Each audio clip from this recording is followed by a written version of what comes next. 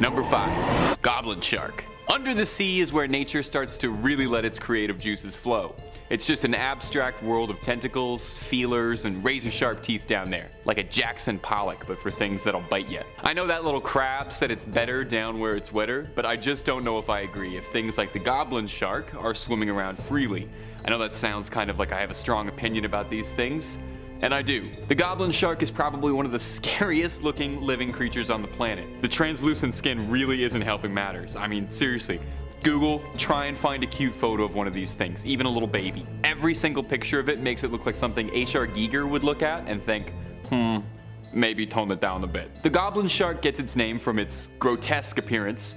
Sorry to all our Goblin Shark viewers, it's nothing personal. Its elongated nose and its unique unhinged jaws full of nail-like teeth. That nose isn't just for show either. It actually serves as a little prey detector for the Goblin Shark. The nose is filled with electroreceptors that allow it to pick up tiny electric fields of prey. It sneaks around the seabed using that little food finder to sniff out its next meal. Electrically charged tracking sharks with monstrous teeth. Wasn't that literally a joke in one of the Austin Powers movies? Goblin sharks actually can't even close their mouths fully, with their teeth always being visible, just to let you know what they're packing. I think as a general rule of thumb, you should stay away from any creature scientifically named after a goblin. That's advice that has done me well, that's advice that has served Spider-Man well, and I am passing that on to you. Having a good time so far? It would really make my day if you tossed a little old subscribe our way. Number 4, the Pacific Black Dragon. Now, this is an entry I could probably include solely on a name basis. You wouldn't even need to see a picture of it, and you just trust that the Pacific Black Dragon is a scary looking fish. However, I'm a visual learner, and you're watching a YouTube video, so we're going to include several pictures of one of Mother Nature's most precious little abhorrent monstrosities. Take a look at this thing. You would be forgiven for thinking that this thing popped out of that one guy's chest in Alien, because it looks way more like a chest burster than it does a fish. And for those keeping track at home, that's my second reference to the 1979 sci-fi classic, and it probably won't be the last in this video. This angry little noodle, occasionally referred to as the Black Sea Dragon, gets its name from the fact that its skin absorbs 99.95% of the light in its habitat, which happens to be anywhere from 1,600,000 feet to 6,000 feet below the depths. Meaning this thing is dark. It hides in plain sight in the pitch black water, letting the bait hanging from its chin attract prey. Smaller fish swim up to what they think is something appetizing, and then the last thing they ever see is two beady little glowing eyes and then nothing. While this little fish is one of the smallest monsters on our list, I don't trust a fish that learned how to fish.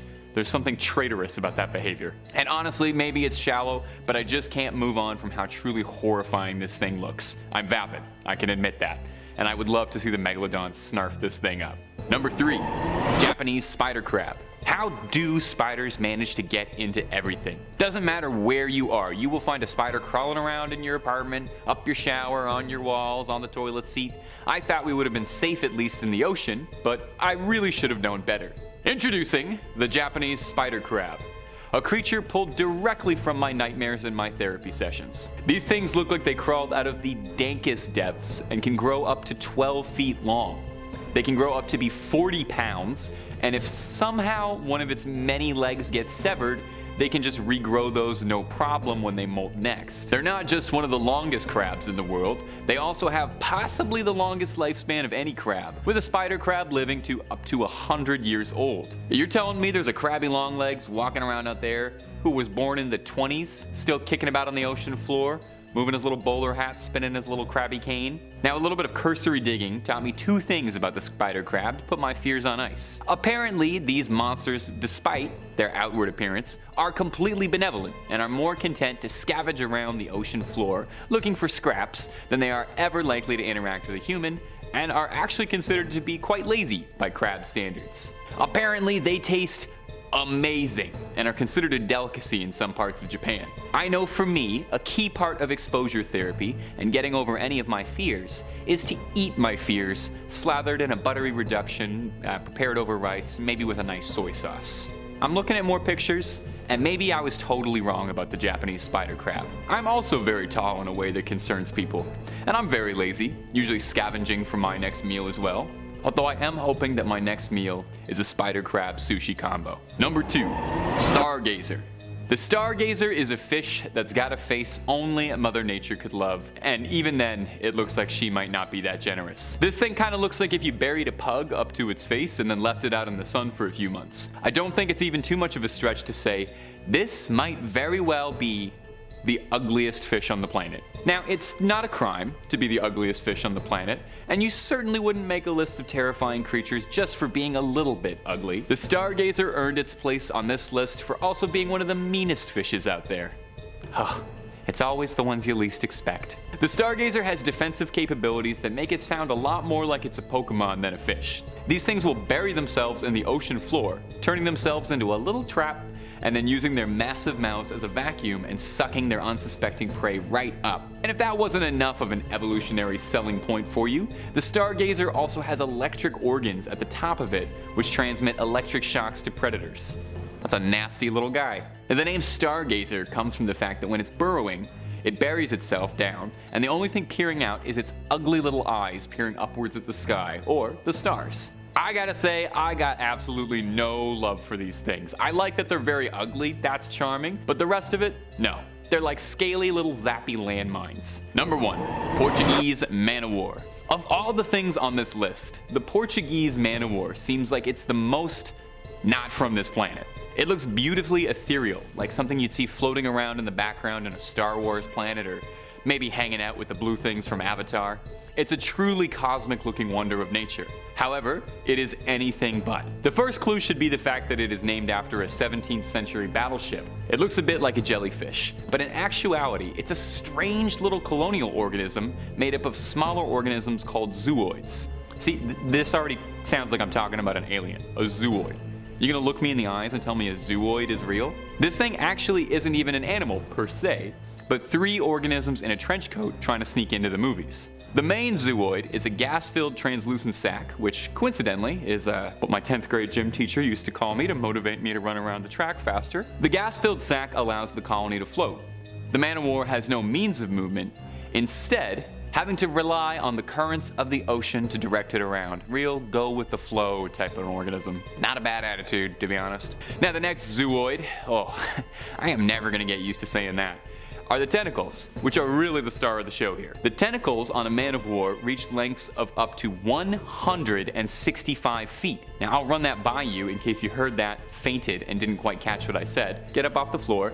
Their tentacles can get up to 165 feet long. That's really long. The tentacles, which mind you, carry a sting like a jellyfish's. It's been known to cause paralysis, is enough to kill a fish, and has been on some occasions enough to be lethal to humans. One Redditor recounts a painful story of a vacation to Cuba, strolling a beach and seeing what they thought was a plastic bag floating in the water. They then went to pick it up, and as they described, the next thing I knew, I woke up in the hospital in a vinegar bath with a morphine drip, a team of doctors extracting the tentacles that were stuck into my hand. That's enough to keep me away from the water for a bit and maybe prevent myself from ever doing a good deed, try to pick up some litter. I feel like even the Megalodon might want to be careful around this strange monster. Number 5, the Kraken. Over the port side, boys, there she blows! Batter down the hatches, the Kraken's here! I'm sorry, I absolutely could not resist. I'm just trying to paint you a picture of the scene here. The Kraken is an absolutely legendary sea monster, harking back to old sailors' tales from the 17th century. It started as an old Nordic legend and was said to haunt the waters from Norway through Iceland. But as its legend grew, stories of the Kraken would be passed throughout the world, carrying on from sea to shining sea. It's widely theorized that the legend of the Kraken began with sightings of the colossal squid, a creature almost as mythical as the Kraken itself. An old fisherman's tale, it's depicted as a colossal cephalopod, capable of crushing a fully stacked galleon with its tentacles and bringing it down to the ocean floor. If the tentacles and its heaving beak aren't enough, it also creates whirlpools around it, as it drags your doomed ship down with it all the way down to Davy Jones's locker. The Kraken probably has one of the best PR agents in the sea monster community, being the subject of stories, songs for centuries, finding its way into numerous movies, a career-making role in Clash of the Titans, a very strong supporting role in the Pirates of the Caribbean franchise really helped elevate it to stardom, even finding its way into a bunch of video games over the years, serving as a boss for players in God of War, Sea of Thieves, and for the real OGs out there, RuneScape as well. When it comes down to who could defeat who, it's not even a question. The Megalodon wouldn't get so much as 30 seconds with the Kraken. The Kraken of lore was crushing ships in seconds. You think it's even gonna notice crushing a shark? Number 4, the Loch Ness Monster. Now, the Loch Ness Monster is probably the most famous sea creature of all time, and probably one of the most famous Scottish things of all time, alongside William Wallace, kilts, and haggis. It's also one of the world's oldest recurring cryptid stories, with the first reports of Nessie going all the way back to the year 565. And since then, Nessie has delighted cryptozoologists the world over, becoming a cultural icon for Scotland and the Loch Ness as a whole. There's been several concentrated efforts to really find the Loch Ness Monster over the years, and while nothing has ever officially shown up on a sonar or radar, that has never stopped the stream of sightings and photos of the Loch's gentle giant. Nessie seems pretty benevolent.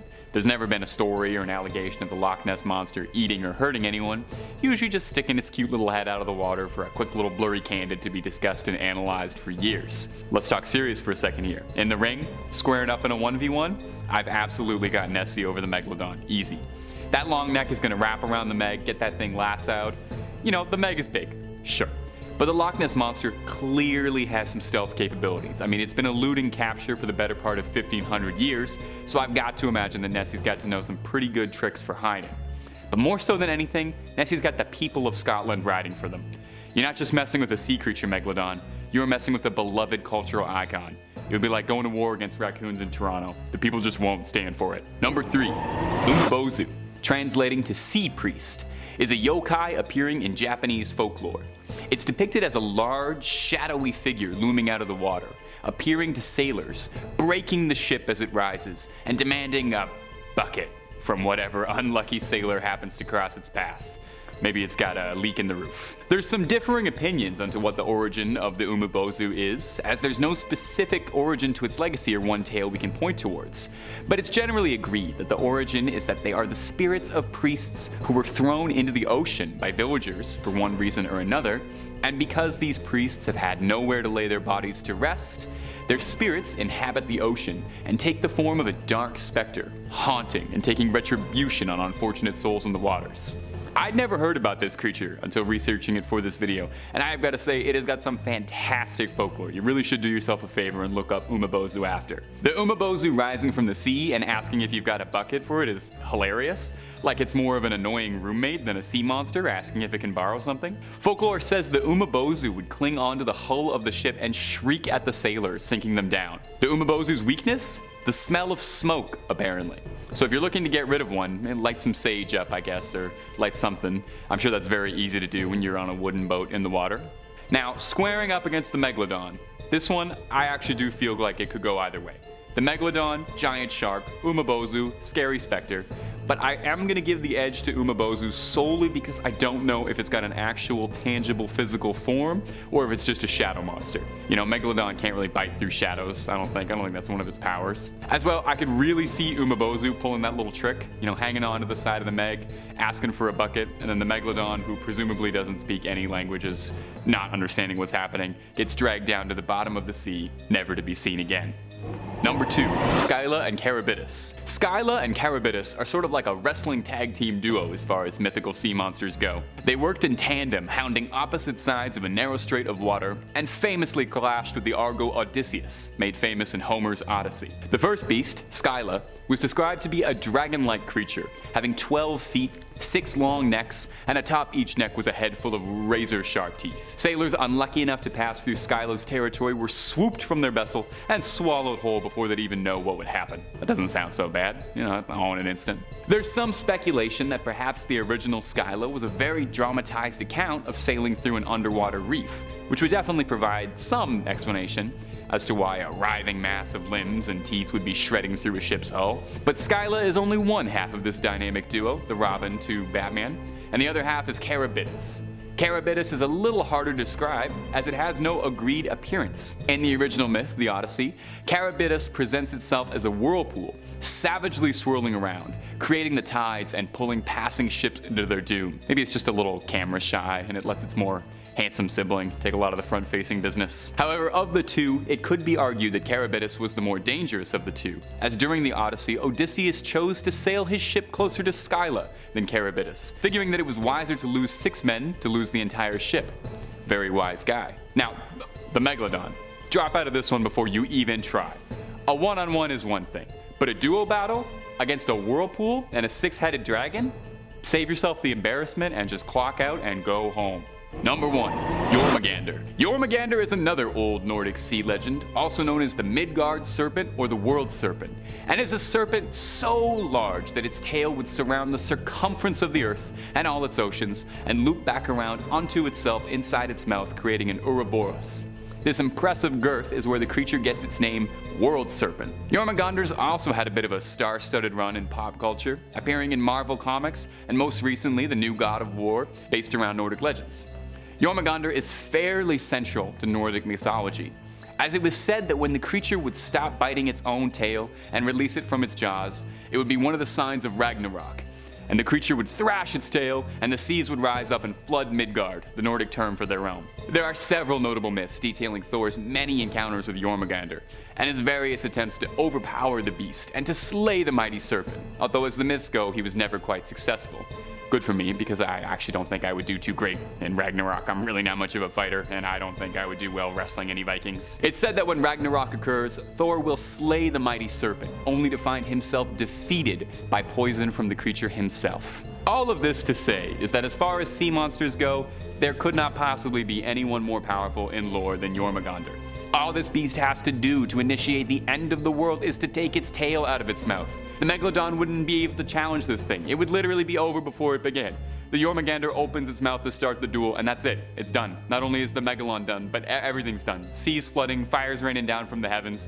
How could there possibly be a more powerful sea monster than this? Unless they update the Nordic myths at all, I doubt anything will ever top the legend of the Jormungandr. Number 5. Ningen. Our first creature to grace this list is the Ningen. I've actually talked about these things on the channel before, but it's always good to get a refresher, especially when the subject in question is cryptids. This information might just save your life someday. Or at the very least, it gives you something interesting to talk about at a party. Either or, you're learning something today. The Ningen is a cryptid that is a large aquatic whale or seal-like humanoid entity. Ningen actually translates to human in Japanese, stemming from the creature's often humanoid appearance compared to other cryptids. Marked by its blank expression and indiscernible features, save for beady black eyes, the Ningen is a 30-meter long heaving beast frequently spotted around the Arctic and Antarctic oceans. The Ningen first rose to prominence in 2012 when it caught mainstream public attention on a Japanese paranormal forum. The legend began when a user posted a story of a whaling research crew that was sailing through the passage and saw something they didn't recognize under the water. Initially, the research staff assumed that it was a submarine, although there shouldn't have been any other vessels around. But they found that when they tried to get a closer look to ID the submarine, it had vanished entirely. While this was one of the first popularized cases of the Ningen, legends have actually predated this, with the first ever sighting thought to be traced back to 2005, when images from Google Earth revealed what looked like strange creatures inhabiting the area around icebergs. Skeptics believe that sightings of the Ningen could just be fragments of icebergs appearing to our eyes, and we want to see them as monsters, but I'd argue a creature like the Ningen must have some degree of camouflage. It's an all-white entity, it's reasonable to assume it evolved to avoid human eyes and blend in with the surroundings. It's unclear if the Ningen is a predatory cryptid, as all sightings of it reported as being benign or simply investigating humans.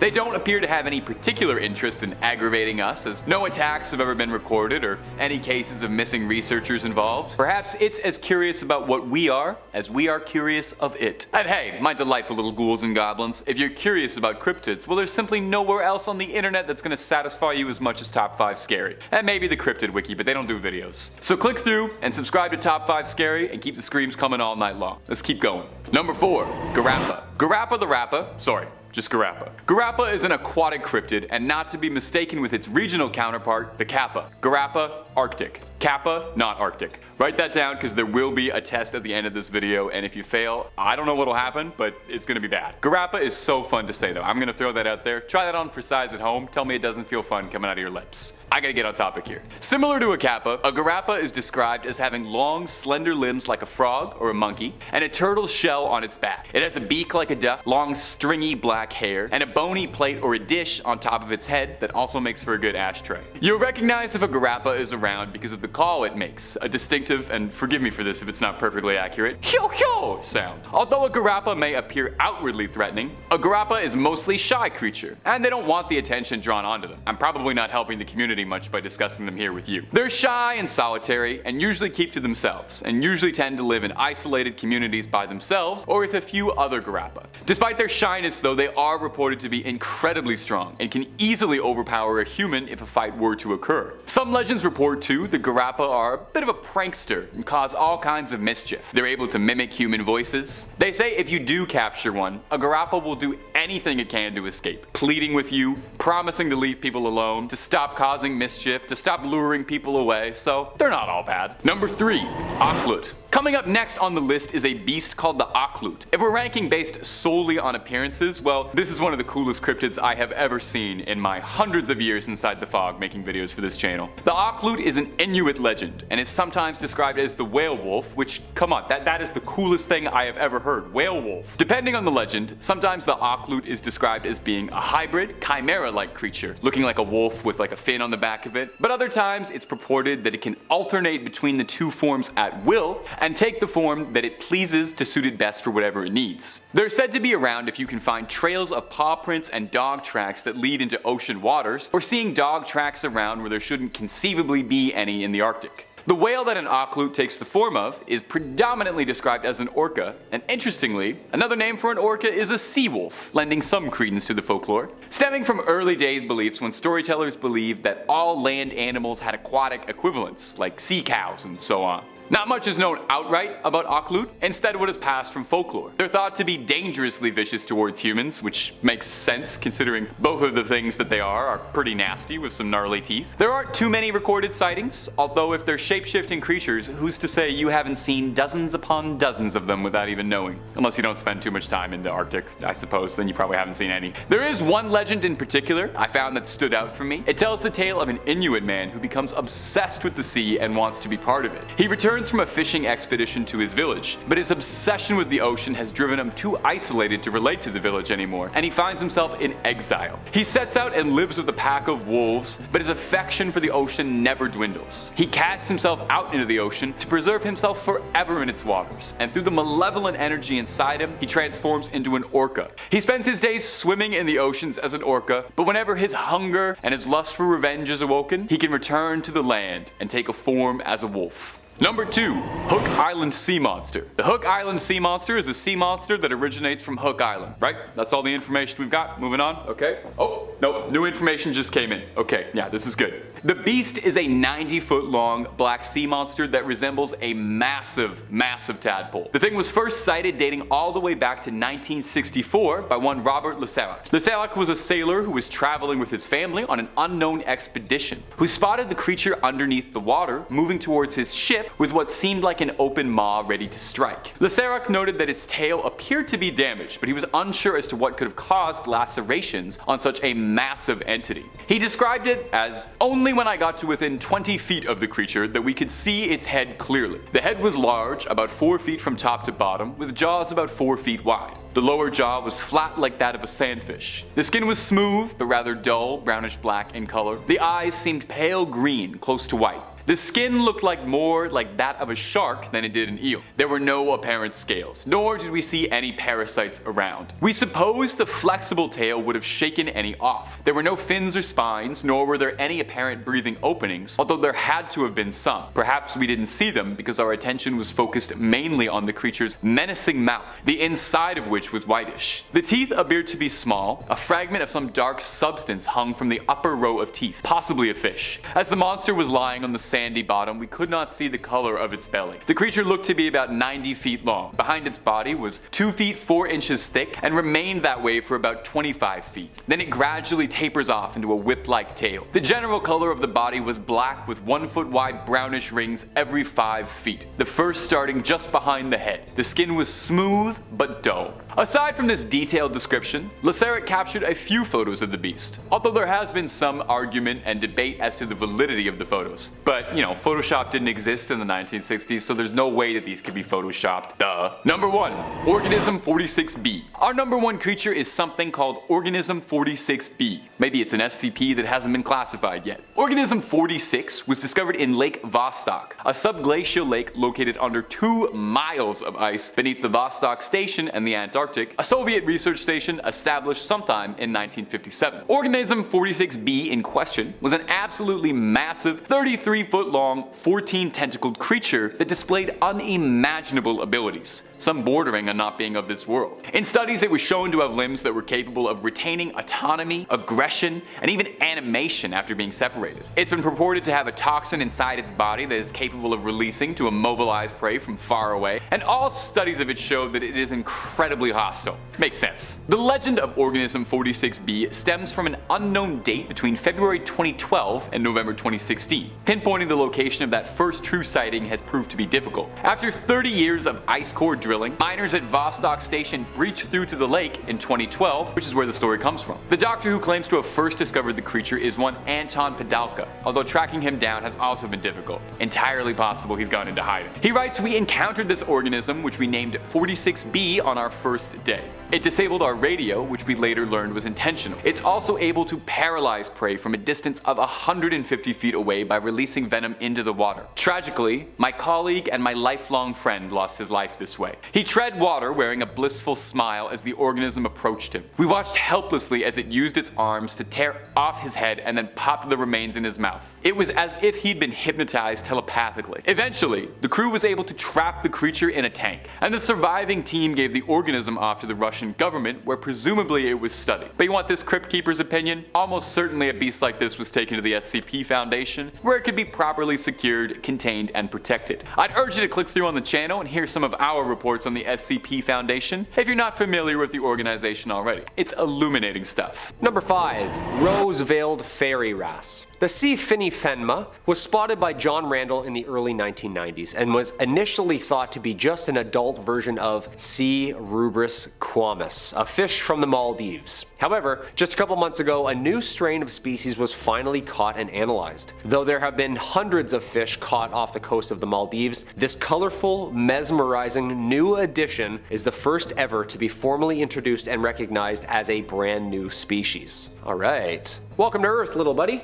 I love this planet. Every day there's something new, eh? This thing is mesmerizing, right? Look at it, it's just so beautiful. Apparently it changes colors as it grows up too. Different year, different color. The rose-veiled fairy wrasses is one of the first species to have its name derived from the local Dhivehi language, with Finifenma meaning rose, a nod to both its beautiful pink hues and the island's national flower. Ah, we're starting this list off nice and easy. Imagine swimming with these. This is beautiful. Nice little rainbow around you. Of course, us being us, the species being so new and abundant has started making it, of course, at high risk of over-exploitation. Yeah, don't forget what we do to fish. Yeah, humans can be the worst for this planet also. Already talks of commercialization, tasty new dishes, and exotic deep-sea tanks before it's even got a scientific name. That should be a metaphor about how we are, you know? Something so new and precious and we're already craving over it. The beauty of nature, I guess. The discovery is part of the California Academies of Science Hope for Reefs initiative started in 2016 by a team of marine biologists and deep-sea divers. It was created to explore, explain, and sustain the world's coral reefs by making fundamental breakthroughs in coral reef biology. That's awesome, dude. Okay, so there's like some pure people still out there trying to help. That's beautiful. Alright. One for humanity. Okay, we're trying here. Number 4. The blanket octopus. The blanket octopus gets its name from its female counterpart, the very rarely seen and supersized female blanket octopus. She has a long fleshy cape that wraps around her tentacles. This cape makes the octopus appear larger and more intimidating to predators. Though the female blanket octopus is already large, growing to around 2.5 meters in length, the males only grow up to about 1 inch, weighing in at a monstrous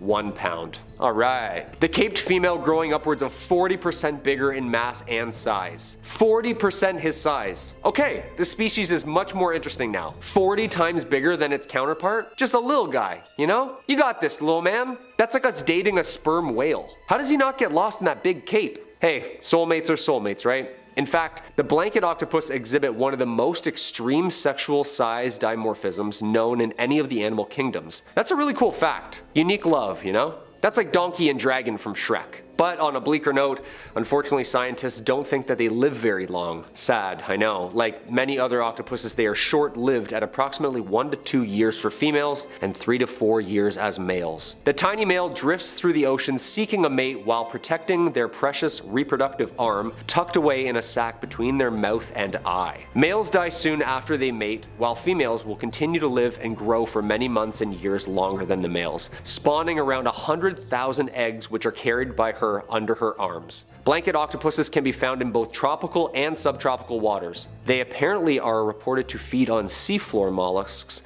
and small fishes. It's not fish, eh? Yeah, it's fishes. Yeah, I never knew that.